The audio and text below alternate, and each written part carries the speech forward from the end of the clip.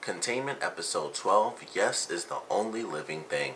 Now, I wanted to do this review before I ended up going on my trip, and I did actually watch this episode, I think it was last Wednesday. So I got to see it at like 3 in the morning or something like that. I watched it like 2 to 3 in the morning. But I unfortunately didn't have my tripod, so I couldn't, set up and do a review and actually make it look right. I'd have to basically stack the camera on a bunch of boxes. So I wasn't able to do my review before leaving, so that's why this one's so late that the finale has already come on. I really wanted to get it done before that because I knew yesterday was actually the last episode. But I really like this one. Leading up to the finale, there was a lot going on that I think is going to be really interesting to see from the finale, which mostly stems from the ending, where a ton of people actually do end up deciding to leave with Mies, and I was surprised by that. I did not expect it to be, so many of the characters. I was actually very surprised by that. I thought that storyline was really going to be centered on Jana, Sam, and Susie, and it surprised me. Like it started off with them, getting in touch with Mies, and I guess it made a lot of sense because they, of course, go back, and then it's like, oh, well, there's Teresa and Xander, with the baby, so it's like, all right, well, that's, they talk about that. And then Jake ends up finding out about it as well because he's going through his spiral, so he actually instantly goes to buy liquor because that's all people do when they're sad. So he finds out about that, and then he ends up sending Quentin there as well towards the end of the episode. So I was very surprised that by the end it's like all of these different characters are actually taking off. So that really surprised me at the end. I really didn't expect it to be so many of the characters, especially when it came to the money and stuff like that. Everyone was able to find a way to actually get the money, and we get to see a couple of extra things, and one of which I kind of expected, and that was finding out exactly what was going to happen with Teresa's grandmother. And we still don't know exactly what's going to happen there because it doesn't seem like she's infected with the virus. She's just she's infected, but I figured that would happen. I was like, she got a giant gash, they weren't able to fix it, and I'm not surprised that it's really messed up like that. And the only thing that did surprise me was the fact that Birdie wasn't super screwed up either, and I think I mentioned that before, because he was just so messed up. Like I knew when she got the cum, like she's gonna get infected, or it's gonna get infected, something bad is gonna happen with that. And then he broke his leg and it was, swelling up and everything. So I was kind of blown away that there was nothing about him and his leg being like super messed up. But her leg is really messed up, which they reveal once Xander and Teresa end up leaving. But they're able to kind of make their escape because Teresa's grandmother gives her pearls, and it's like, well, that's a way for you to actually get out. So I thought that was a cool moment, and they actually do end up going there. We get a bit of a story from her grandmother about her time with Birdie when they were younger and how things weren't right and how she went home to feel comfortable, but she lived in a super racist place. So it was like, well, that, she instantly took off, and that just didn't work for her. So, I thought it was pretty cool. It's like it's comfortable, but it doesn't necessarily mean it's safe. So I thought that was a cool little moment between Teresa and her grandmother. And of course they had a really sad moment when Teresa had to explain that her mother died and stuff, and she, says the baby's name and everything. So that was it was a sad moment, but it was just well done. And so we have kind of their story as it plays out, and they realize that, they have to leave because there is no food, inside the house. Her grandparents just kind of gave them everything else they had because they're the kids. So they take off, and they end up going with Mies, and then of course Jana, Susie, and Sam.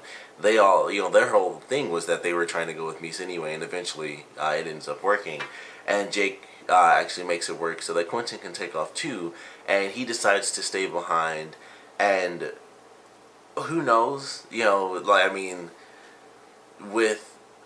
our most recent character loss, there was a bit of a stride. Dr. Cannon said there was a bit of an advancement as to what could be done with this vaccine, and after his name is just plastered all over the place because the dude in the ice cream truck plays the message over, people know Dr. Cannons, or they believe at least Dr. Cannons is the one person that should be blamed, and so everyone's going to the hospital. They end up finding him.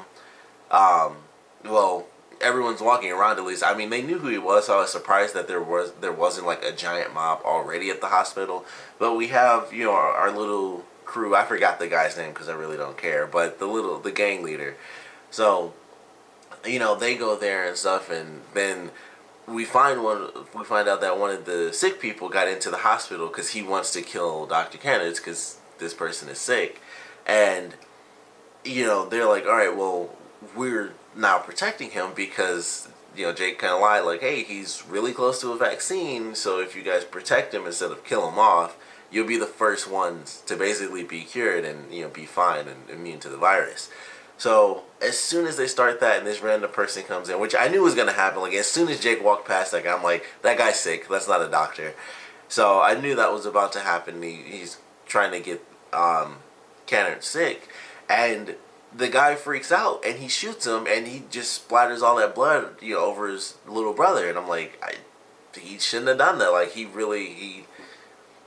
jumped the gun on that one, and he should not have done that. And of course, you know, it's a crazy moment because it's like, well, he's gonna cough on my brother, so I got to shoot him so he doesn't cough on my brother. But of course, shooting, you know, in the direction of his brother, it's gonna, of course, gonna make blood shoot out towards his brother because he shot the guy in the back. So, you know, his brother's now trapped, and it's like, well, you better freaking save my brother or I'm gonna destroy you. So I'm kind of excited to see how all that stuff plays out. And then Jake has to stay, or at least he decides to stay, to protect Cannons because he knows things aren't going to be as easy as he said they were going to be. And hopefully he does end up finding a vaccine by the next episode. And then we have Lex in this one who gets a huge clue. He finds out the answers that, you know, Leo left him. And he goes and he finds out where the key goes to. He finds this file. He finds this woman. And he just keeps tracking everything to this final step where we get to basically the actual creation of this current virus. And we find out that really the whole thing, it wasn't like an accident or anything. It was just they made this virus as a biochemical weapon. And basically as we make the weapon, we find a way to fight against the weapon. That way, if any of our enemies use this weapon, we're fine. So that was their whole thing. And they did it once and it messed up. They were able to fix that. And mostly it was because, you know, the guy died and he just didn't get out. So they kind of were able to cover all that stuff up. And then they did it again because it's like, well, this is so powerful. We truly need to do it all over again so that we know how to stop it.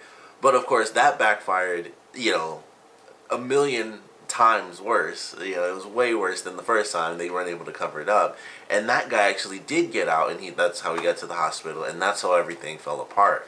So it was crazy, you know, Lex finding all these, you know, answers, and he got into the facility and everything like that, and he just takes it all Lammers, and it's kind of just like, honestly, her answer was kind of just like, and like I was surprised that she was like, you know, kind of came back at him like that. It was just like, so what? Like, we effed up, but, you know, it was one of those things where it's like, you do the wrong thing for the right reasons, but it's kind of like she won't admit that they screwed up, like, because they really should have just let it go when one person already got infected, but instead they just went to a different facility and just kept it going, and then it screwed up all over again, and it was, you know, way worse. So I don't know. Like, it was a cool moment though. Like, getting the official answer is basically just they did it to kind of jump ahead of the game on bioterrorism. That was pretty much it, and it just backfired. It backfired twice. It backfired once, and they covered it up, but that wasn't enough because it's like, well, it's so dangerous. We have to find a way to make a cure for it. But then it backfired again before the cure came. And now, you know, we have the containment. So it was kind of a crazy, you know, revelation, like getting the official answer and seeing Lex kind of go through the motions, and he, you know, finds the mother of this guy that died, and she believes he was just like some clerk and all that, you know, this little stuff, like very secretive. And he finds the facility, and it's just crazy. It's like animal bones and barrels and all sorts of just crazy crap. So, you know, it was just kind of cool. It was cool to get those official answers and have him, you know, kind of sit down with Lammers at the end and really say, like, this is exactly what happened, step by step, and it's just all out there. And like I said, she basically just didn't give a crap, and it was just like, whatever. Basically she just came back at him like, hey, nobody cares about bioterrorism. Pretty much is the kind of where she was coming from. So I do what I have to do with what little we have. And like I said, it seemed like she kind of just didn't accept the fact or acknowledge it even that they totally effed up.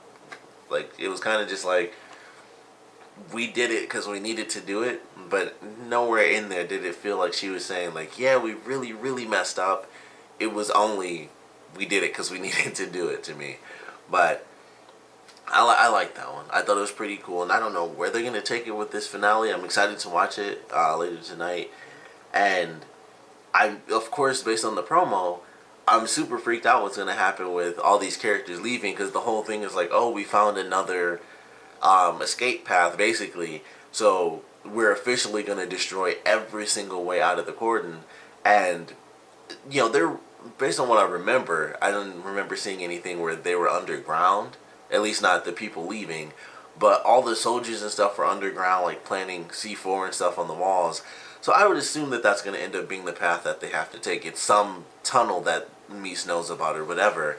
And I just don't know. Who knows? I'm definitely excited to see it. I might be able to check it out before I actually even go to work. So hopefully I'll be able to do that, and then I'll be able to review that and then just upload both these episodes. But really enjoyed this one. I think it was a good episode leading to the finale. It put a lot of characters in an interesting position with like 90% of the main characters kind of just leaving the Cordon, or at least attempting to leave. And then we have Jake having to figure out what he's going to do and how he's going to, really protect Cannons, not only against the group that's already in the hospital, but everyone inside the Cordon who believes that Cannons is the reason that they're all sick and their friends and family members have died off and stuff like that. So there's just a lot to it. There's a lot there, but I'm definitely looking forward to the finale. Of course, definitely want to know what you guys thought about this episode, so please comment below. Let me know your favorite parts, your least favorite parts, and whether you've seen the finale or you haven't seen it. I definitely want to know what your expectations are or were for the finale, because it's the final episode. It's unfortunate that it's the final one, because I've actually had a good time with this show, but I knew it was limited, so I knew it was going to be over fairly quick. But it's been a good run, and I don't know, I feel like, I don't know, it's hard to say, but I feel like somebody else might die. I don't know if they'll kill like a bunch of people off, but I feel like at least one more person might die. I don't know how they're going to do it. I feel like there might also kind of be a time skip if they actually do end up getting the vaccine, and then we'll get like the little montage of the main characters being saved, and we might see Alexander and Teresa go back to her grandparents' house, and they find, like her grandmother has the infection on her leg, but they're able to save it and stuff like that. So I feel like once everything's said and done and Canada is able to make a vaccine, or possibly even a cure, we'll get the little end of the episode montage where it's like, oh, they're fixing up, not only the virus, but other health problems that people are having, mostly through the main characters. But I'm sure there'll be random people here and there. Who knows? I highly doubt it, but we might see Teresa's mother come back to life. Like I said, I highly doubt that, because she's been gone for so long that I would assume she's dead. And if she's not dead, it would need to be a heck of a reason why she just vanished and never ever came back. So I don't know. Like, I mean, I guess a reasonable excuse would be if she thought, she may be sick in general, and she just couldn't tell when it was the virus or if it was just a cold or anything, so she didn't want to risk it. That I'd accept. I think that makes a lot of sense, actually. So if that's how they do it, they could actually make that work, and it makes a lot of sense. Like, I was just genuinely sick, but considering the virus just makes it seem like you have a cold, people flip out when people sneeze in this. So it's like, yeah, I coughed, and plus they got bitter, so I don't know. But I don't know, we might see her come back to life. I kind of doubt it, but who knows? They killed off Katie, so they might be like, hey, here's a less important character coming back to life. That's kind of okay, I guess. It's good because, it's Teresa's mother, so that would be a huge deal. But I don't know. I'm excited for the finale. But like I said, I definitely want to know what you guys thought about this episode and your expectations, or what your expectations are if you haven't seen the finale, or what they were if you already have. But either way, please comment below, let me know, and thanks for watching.